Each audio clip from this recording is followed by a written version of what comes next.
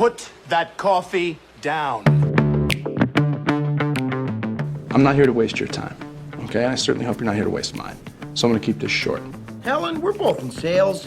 Let me tell you why I suck as a salesman. Most valuable commodity I know of is information. Wouldn't you agree? Coffee's for closers only. Well, hello there, friend. Welcome back to the Behind Your Back podcast with me, Bradley Hartman. I'm the founder and CEO of the Behind Your Back Sales Company. In this podcast, we talk about leadership, personal productivity, time management, and the craft of selling in the construction industry. This episode is brought to you today by Boise Cascade Engineered Wood Products, and I'm going to make an announcement about a future announcement. That's right, a pre-announcement. An announcement for a future announcement. We have a very new and exciting premier sponsor who you're going to see all over the place, and we are going to do a lot of fun things together to help reinvest in the show, make it bigger and make it better for you. And who is it? Well, I'm just opening a curiosity gap here for you. You're probably like, whatever, dude. I don't care. Get your advertisers, Hartman. It doesn't matter to me. But it will. It will help us make a bigger and better show. And I will not announce who it is today. We just signed the contract. I'm thrilled. They're going to be a lot of fun to partner with, but exciting stuff over here. Today's episode is with Mr. Jonathan Goldhill. So who is Jonathan Goldhill? He's a master coach and business strategist, and he specializes in guiding entrepreneurs and business owners to scale up or exit their business. And that's why I was excited to have Jonathan on the show, because right now we are working with several, 5 to be exact, who are family-run businesses that are in this process of succession planning. And in some cases, it's really early. They're trying to set down some tracks over a 10-year period. In other cases, they are a little bit behind the 8 ball. They do not have a 10-year runway. They have like I was going to say 10 week. That's not accurate. But they only have a couple year runway as they try to speed this process up. And then I've got a few folks that are kind of in between. And a lot of the challenges and frustrations and stress and tension that goes with it, in my mind, I was thinking some of these are avoidable. And if we can plan more effectively and if we can communicate more effectively, we can solve some of these things and make business more enjoyable. And this is what Jonathan specializes in, and that's why I had him on the show. Now, even if you are listening to this and you're saying, well, I work for a publicly traded company, or, I just work for a guy who works for a guy who owns the company, and, I'm a couple layers removed away from owning equity, that's okay. Because we are talking about some fundamentals of managing up, managing your colleagues, and managing down. We talk specifically about how to increase the accountability when you have an owner or a boss who has lots of control and has many good intentions, but struggles to follow through with the basics. He struggles to follow through, or she struggles to follow through with what they committed to do. Now, what can you do with that when you have a lack of power in that situation? We talk specifically about that. What do you do when you have a person who's raising their hand, they want to take on a new role, but you do not think they're ready? Jonathan will share a very practical 90-day trial experiment to do this, but really the key is setting good expectations. And for everyone listening, it's going to be helpful as he shares ideas on how you can position yourself for success in the mind of the owners or the leaders of your organization, whether or not you are in a family business. So we talk about all these things. Jonathan was a fantastic interview. I'm excited to share this. Please enjoy my conversation with Mr. Jonathan Goldhill. He's the author of Disruptive, Successor, a guide for driving growth in your family business. As always, thank you for listening. So, Mr. Jonathan Goldhill, welcome to the show. Bradley, thanks for having me on your show today. Yeah, I'm thrilled to have you on. As I told you, the content here is extremely timely. Your book, Disruptive Successor, is not only something that I read, but I've also been applying specifically for any of my clients that are listening. This is perfectly well-timed. Maybe let's just start there. There's some fundamental things that maybe as soon as you start talking to a client and you start kind of observing what's happening there, are there certain things that you would recommend or you see family businesses do that it's not, maybe there's an element of rivalry, but it's more of a we versus us versus them, and how to kind of tone down that rivalry or potentially reverse it early on? So what we're talking about, right, is the rivalry between maybe a father and a son, Right. or whatever, a mother and a son, whatever that combination of family members. And so one of the challenges for someone who is maybe a founder, particularly, or who is the current leader, but particularly true for founders because they were driven by an entrepreneurial drive. And it may not have been what I might call like the modern day entrepreneur. It might have been, hey, I got to put food on the table and this is what I'm going to do. But they kind of think that their way is the only way. And they're not that willing to hand off the baton to the next generation. And so that next gen leader has to work pretty hard to prove themselves that they're worthy, that they're capable, that they're not going to bet the farm, so to speak, on their investments. And sometimes you just get, every situation is unique, right? So I've seen fathers that aren't really willing to let go. So they control the ownership and the income stream. And sometimes they end up using it as a piggy bank, which, is never good for a business. But sometimes a son, could be a daughter, but I've known one who was just too disruptive. And he's like, I can't work with my father. And they had to negotiate that, look, it's either your business or my business. They hit an impasse, and he had to buy the dad out, and they had to structure something to buy the dad out. And I mean, so this tension oftentimes exists. It's not often that there is a we and a them, that they're on the same page. They're not friends first. They're parent and child really first. They're founder and successor. And they have different philosophies, different viewpoints, different attitudes, and different risk profiles. So these things have to be negotiated. And I think that's where someone like myself comes in, is to play that negotiation role, to be that person who can be the go-between for both of them. Yeah, I really like that, because oftentimes the owner will make the investment in a consultant, but they'll also be like, hey, they're here, but they're here for this reasons. And sometimes the consultant's kind of in the middle. And I love your choice of verbs there, is to negotiate and to kind of be in there to know that, hey, there's a process for this, and we have to put everything's on the table and really go back and forth and identify if there's a walk away. How do we think about a buyout? Some of the fundamentals of negotiation. I really like that. Let me ask you, for the situation where we have an owner, whether it's second generation, a third generation, or a founder, and they recognize the need for change, there is a succession in place. They're saying all the right things. However, there isn't really that accountability. And maybe the next generation, the son or the daughter, is kind of saying, hey, we really need your help, Jonathan, holding my dad accountable because he's saying the right things, but then he doesn't follow through. And then we're also seeing that when he apologizes for not doing it, he seems rather authentic. And we kind of have this push and pull of really holding the business owner and the CEO accountable to arguably do what they say they want to do. Sometimes that can be really tricky. What advice might you have for that situation? Boy, wow. I don't know if there's any really good advice, because it's probably case specific, but I've seen this, and it sounds like you've seen it as well, where they say the father says, okay, I'm going to go get my financial plan done. I'm going to get the documents done. I'll move forward with the lawyer on this. And, but he's thinking like, I don't really want to do this. I don't really want to face that this might be the end. I'm talking about my mortality here, or whatever it is. And so I guess the advice that I would give the next gen, that disruptive successor, is to be empathetic. People don't care how much you know until they know how much you care. Yeah. So parents don't often look at their child and expect to get empathy from their child. But when the child then reverses the role, becomes more of the parent, and talks to the parent like they're the child, but speaks not in a stern tone, but in an empathetic tone, and says, I understand, I could imagine, or I understand that this is really difficult. And then they've got to sell them on the vision again. Mm-hmm. But look, we've got a $5 million company here, And we've got this incredible opportunity to move into this new market. And I've got these plans either for this market or for this product or for these people.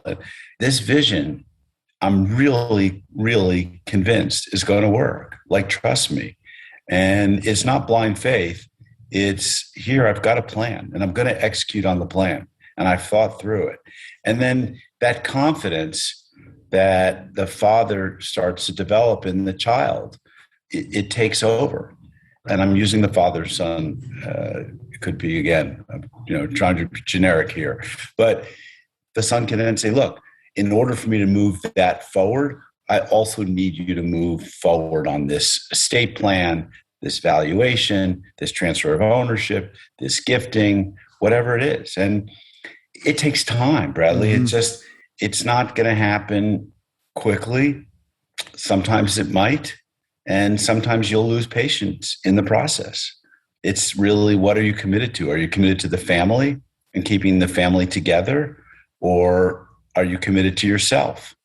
And that's, I think, where things might break off. Or you're committed to the family and say, look, I can't work with you. I love you. I'm happy to have dinner with you like every Friday night type of thing, but I can't work with you in the business if you're going to be doing this. So it's either your business or my business, and I'll go either way. But I'm going to start something else if I don't get what I want to do. Yeah. Well, it's all about communication, right? Mm-hmm. Yeah. Negotiation and communication. Certainly those are intertwined. Yeah. And sometimes I will find, after kind of digging a little bit, and I certainly understand it. When we're young, for many high achievers, they're always ambitious. But I also think there's sometime this, hey, I really wanted to be CEO by 35, and that I only have 2 more years. And how do we kind of ratchet down that ambition? But I love what you said just about what's your vision, but it's not enough just to have that vision to break it down into a plan. And then you kind of hinted around it, but I wrote down the word kind of objections, which is, hey, as I've thought about this plan, Dad, Mom, what do you guys think? Do you think this is realistic? Are there any objections to it? But it almost puts it back into a very functional business setting. And I think you do a great job of just putting a lot of the fundamentals in business about products and people and processes. And that really kind of fits to all of this. Yeah, thanks. Appreciate it. It's so interesting how different each family is, though. Also, have you noticed? I mean, yeah. Like, each family's got a different dynamic. And yeah. I think that there's certain consistent, successful markers of where the transfer is going to be really positive, smooth, that is. And I think oftentimes it's the predecessor generation to trust and have confidence in their children. Yeah. If you're overly critical, if nothing's ever good enough, if they don't measure up to your expectations, you're probably not going to have a great relationship with your child. They're probably not going to be that healthy in terms of their own internal, how they view themselves. And it's not going to be a great transition. It's going to be a rocky one. Yeah. Well, I was excited. I saw the word reposition. Big fan of Al Ries and Jack Trout and their book on positioning.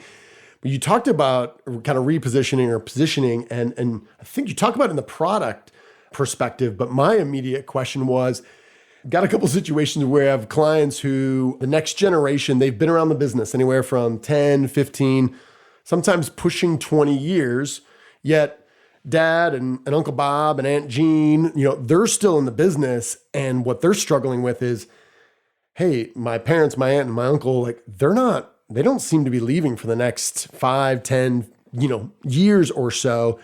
And they have me kind of pigeonholed. And sometimes they'll say, I feel like they look at me and they still see a 22-year-old or a 12-year-old. Right. Any advice? And again, I realize the reason I'm giving you these tough questions is because this is kind of what I'm dealing with as well. Getting a consultant on, kind of learning from you is there any effective way to help these individuals reposition themselves in the mind of these people that they not only work with, but they love and they're related to? Great question. Great question. So think out loud as I'm answering this question. So one, the 22-year-old should know that he has options, right? He can leave. Yeah. He can go elsewhere. He can talk about what are the impacts, benefits, and consequences to the business if he does that. He could demand more authority, more control, more ownership. They can talk about what are the benefits and the consequences of that. He can take the parent who is, or the aunt, the uncle, or, the cousins who maybe gotten older. Yeah. And he can try and move them up and move them out. He can maybe marginalize their role in the business, maybe by putting them in a board of directors role, or maybe by putting them in a consultant's role, maybe by moving them out to a division or a market or a product line or a service line that is maybe not as core to the business. They could move them into, suggest that they work less and take on more of what I like to call it an ombudsman role, where they're going around shaking hands, being the ambassadors of goodwill in their market, in their community, and make them feel like they're special. But you've got to take some of that control or that power, and you've got to transfer it to the next generation. Look, I've always known in my business that I need to reinvent myself every 3 to 5 years, because otherwise I get stale and I lose interest. But in most businesses, and it depends, like in a technology business, the life cycle could be 7 months before you need to pivot, or it could be 3 years or longer. But in most businesses, 10 to 15 years, like things have to change pretty dramatically, right? I mean, just look at 10 or 15 years ago, 2005, were people really doing a lot in social media? No, most people didn't know how to do social media. A lot of companies still didn't have good websites. They weren't driving leads or even taking prospective customers through a marketing funnel at the time. I mean, so things have changed a lot. There wasn't the technology and the software programs to manage jobs, scheduling, estimating, production, coordination. Things have changed. You got to change with the times. Yeah, I think that's really powerful. And that's what I just made a couple notes here, is just believe you have options, because sometimes you're in that role and I think they're looking around saying, I love the company. I've been working here informally since I was, for us, a lot of them are lumber, building materials. I was sweeping the yard, when I was 7, and this is all I've ever wanted. And now I'm here and I kind of feel trapped. And how do I get out of this situation? And I think what you just illustrated is, hey, you got options, right? And you have different ways that you can do this, some more overtly, some more subtly. If I'm listening to you, Jonathan, and I'm saying, this guy is giving me hope, I totally get it. All right, I need to ask for what I want. Are there any initial steps that you'd recommend to say, okay, you've got the courage, you laid out the plans, you thought through different options. I loved your phrasing, the benefits and the consequences, both good and bad, personally and professionally. What might be that immediate next step if someone's saying, I got to go talk to mom and dad, they own 100% of the business. How do I go have that discussion in a way that allows this to move forward? Are there any do's or don'ts that you'd recommend to make that next step from kind of what you just described? Yeah, I think trying to execute on a vision without a plan is foolhardy. Okay. So I think the first thing is organize your thoughts. Be somewhat analytical about it and develop a plan. These are your investors in your future business opportunity. You've got to sell them on what the new organization chart is going to look like. What are the roles and responsibility? What are the measures that you're going to achieve personally? And what are the measures that you're going to expect the team to achieve? And what will their roles in this new empire look like? You've got to put out a vision. You've got to talk about what processes are going to change, how your products or services are going to be improved. And you've got to reimagine your purpose, your why. Why are you doing all this? It was really probably very different than your parents' why. And so you need to get clear on that. And so I provide all of that information in my book, as you probably well know, like the 7 P's framework gives you a chance to reevaluate your purpose, your processes, your performance, your people, your products. And you've got to go to that next generation like you would maybe, or you have to be prepared to go to that generation as if you were going out to an investor with a PowerPoint deck trying to explain and share and sell your vision to them. It's an existing business. It's just not a startup. Yeah, that's such a great point. So often we have some of these feelings and we feel there was commitments made in the past. And this is what we did when so-and-so came to the business. And to your point is, if this was anyone else's business, or if you were going to raise capital, what would you do? You would spend a considerable amount of time organizing your thoughts, putting them on paper, making a presentation to basically come up with a good sales pitch and to identify objections and, gain consensus. And I think sometimes just because it is so personal, that feels like something else. It feels like maybe awkward, and maybe it will be, but you owe that to them because they are investors. And I think that's well said. You mentioned org chart just recently. Been having lots of interesting conversation with a couple of our clients as coming to the business. One of the first things I ask for is, hey, trying to understand the status quo. How are we doing it now? Do you have an organizational chart? And very commonly, the answer is no. And we've had some that have really pushed back. And it is my belief that the underlying reason for that they kind of cloud over it by saying it's more bureaucracy, is that there's some of these dotted lines and some of the ambiguity makes it easy not to have these hard, kind of crucial conversations about roles and responsibilities and who reports to who. I'm just going to put this out here. Take it anywhere you want. How can an organizational chart help, and how do you think about it and lay it out in your book? Yeah. So if people are not familiar with the entrepreneurial operating system and the book Traction, which I imagine you are familiar with, they do a really good job of outlining the accountability chart. They've used that term instead of the organization chart because you're really trying to look at what is the functions that this company needs to have. So is this a company that needs a production function? There's always probably a marketing and a sales and a finance function. So you look at all the different functions in the business, and then you look at the functions and say, okay, how many people need to be probably involved in this function? And that's a harder thing to figure out. I think it is capacity planning. But I start with looking at what are the handful of things in that particular seat of that chart that this person needs to do without thinking, oh, that's, Jonathan, or that's Bradley, or that's Joseph. It's like, what needs to get done here?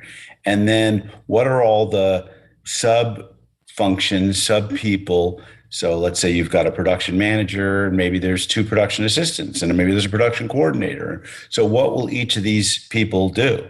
And then you have to figure out what kind of money you have available based on the gross margin or whatever contribution margin to pay for these different positions. Right.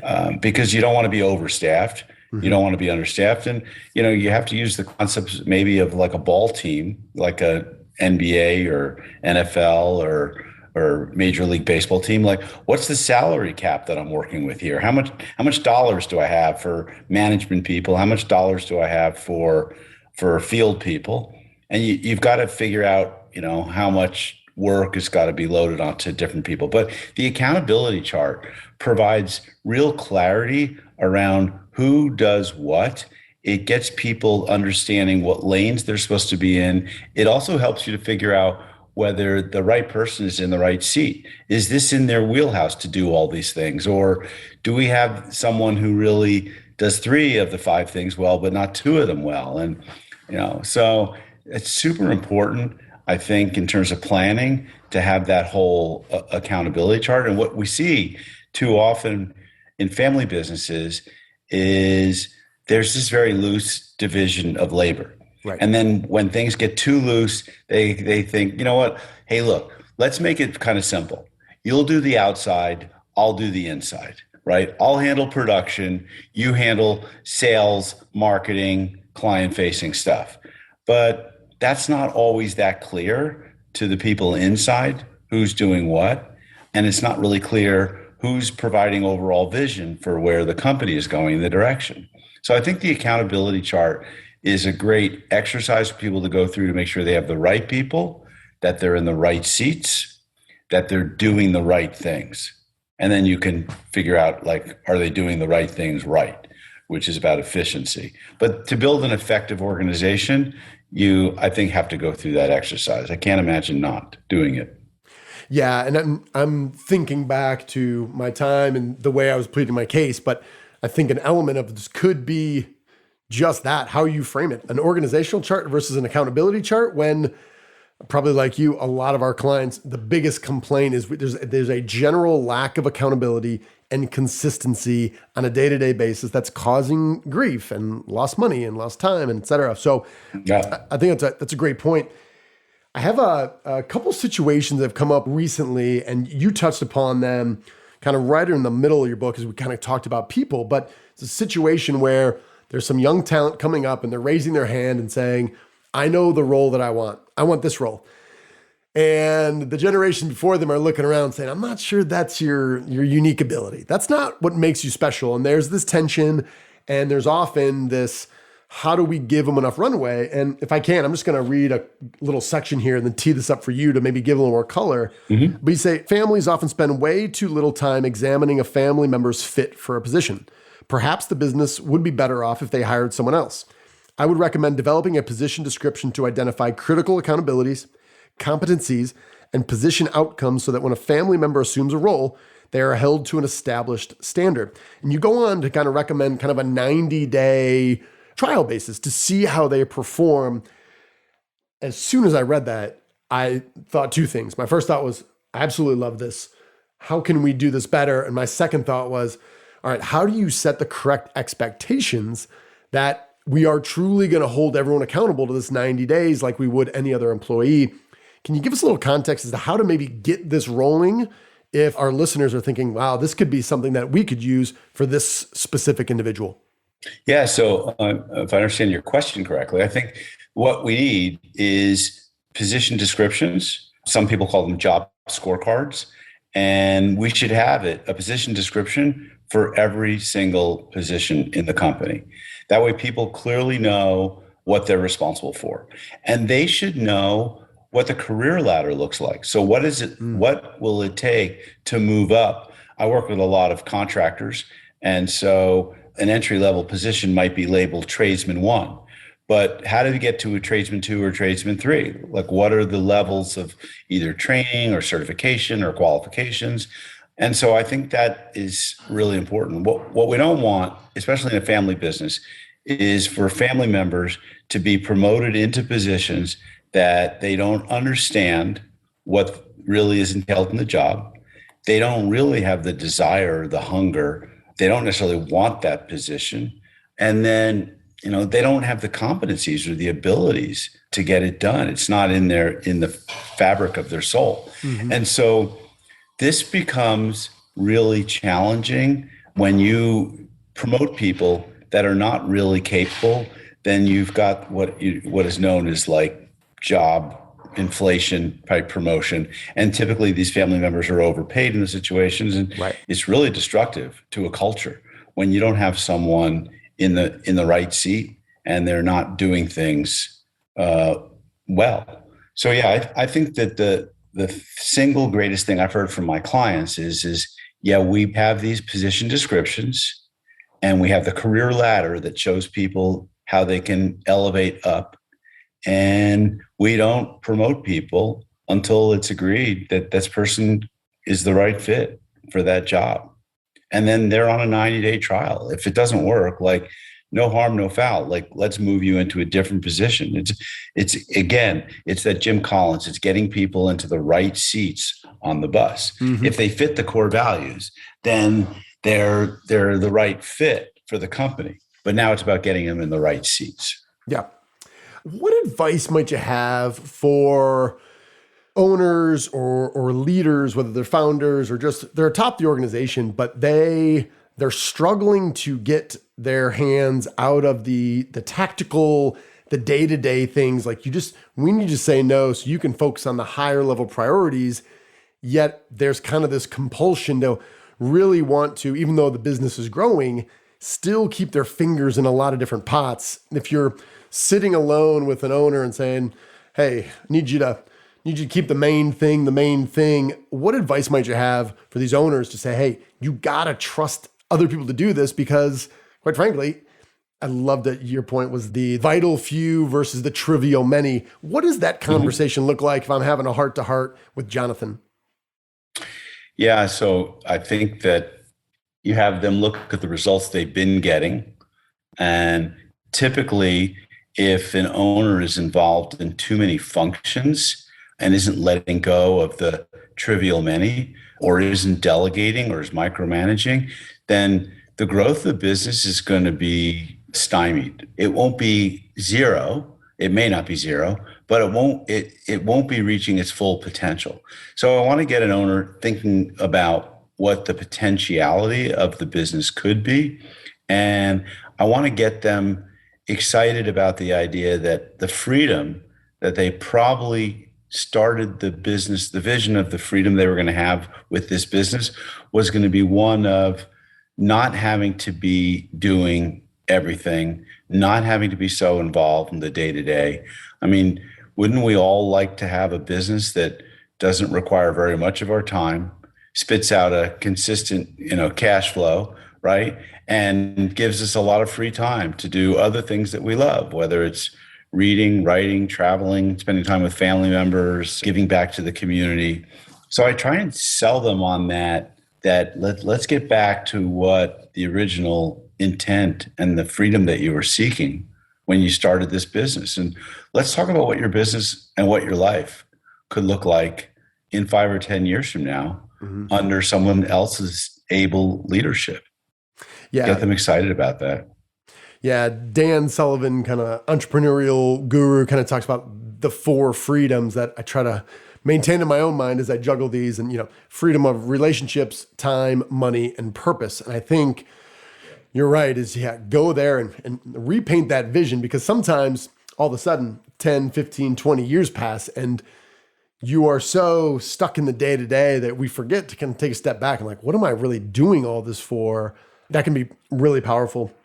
I think I love Dan Sullivan's contributions. And I think that one of the challenges we're always facing as advisors, whether it be coaches, consultants, accountants, working with other people, is do they have a growth mindset or do they have a limited mindset? Carol Dweck did a great job in her book talking about the growth mindset. And in some ways we might have both, but the limited mindset really holds us back. And so, mindset is a huge part of coaching and leadership. And you have to have that kind of conversation with that older generation. Yeah. As to what's their mindset. Yeah, I think you're right. So let me ask you now, now would be the time. I want to make sure we don't bury the lead here again. Really enjoyed your book, Disruptive, Successor, a guide for driving growth in your family business.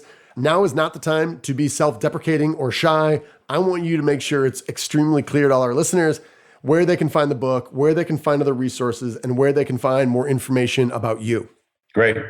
So I have a website for the book. It's disruptivesuccessor.com. Okay. And by the way, I've started a podcast as well called the disruptivesuccessorshow.com. And I'm looking for people who are family members, family business advisors, experts, consultants who are going through the journey or interested in family businesses and want to listen, subscribe, even guest. So there's all opportunities on that website. But the best thing is go to disruptivesuccessor.com, download a free chapter of the book, grab some of the tools. If the book speaks to you, pick up a copy on Amazon.com. If you want to connect with me, reach out through LinkedIn or email me. So john@thegoldhillgroup.com, or you can find me on LinkedIn at Jonathan Goldhill. We also have a Disruptive Successor page, and the Goldhill Group has its coaching website as well.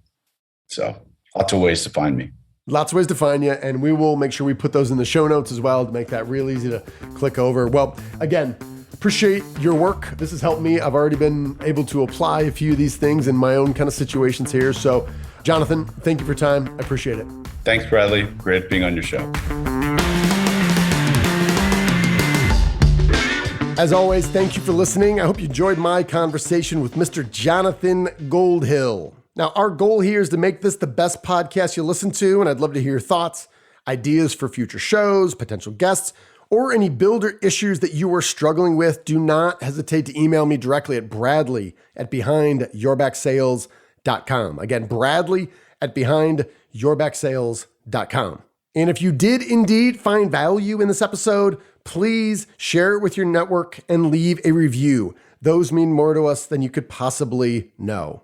So with that, my friends, we're going to close it out. Let you get back to work. Thank you for listening. I know you have many opportunities and many different things competing for your attention. I appreciate you spending time with us here today. We're going to close out like we always do. You, my friend, you're owed nothing. Deliver value first.